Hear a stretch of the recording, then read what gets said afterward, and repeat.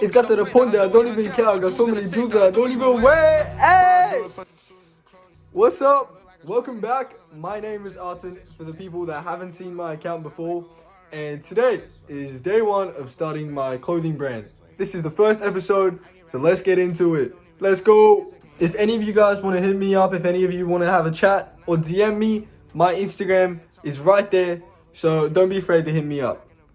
Hey, so first I want to talk to you guys about the name.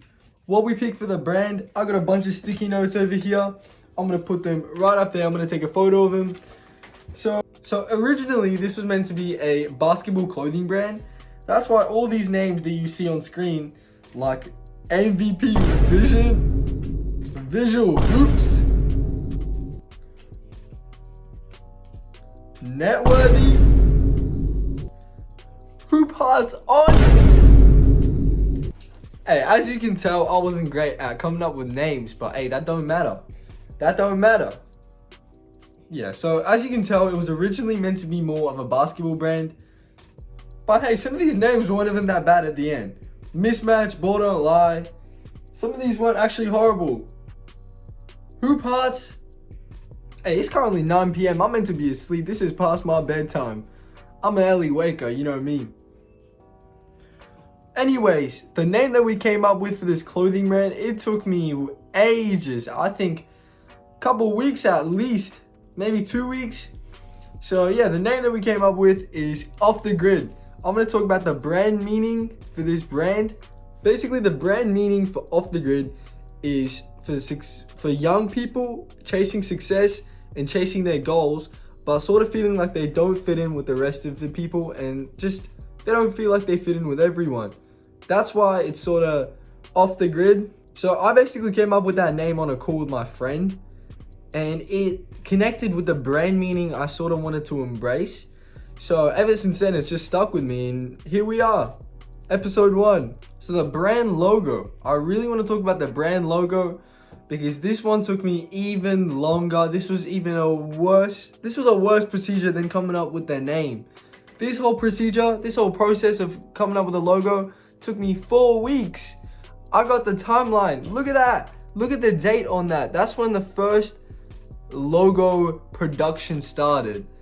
Basically, I've also been using Adobe Illustrator. I've been learning Illustrator to be illustrating my designs and making logos. Let me take you guys onto my computer. I'm annoyed. I just realized I wasn't even recording my screen for the last one. So I'm recording this a second time.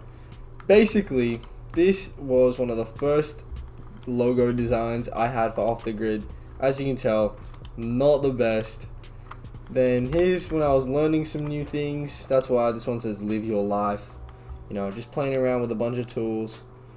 This was a lot. Yeah, these two I just showed you. This is when I was getting a lot closer to finally picking something that stuck with me. There's some steps, there's some cooler stuff. This is the final logo design. When you put that in the actual logo, it cuts out the rest of that, so it looks a lot nicer.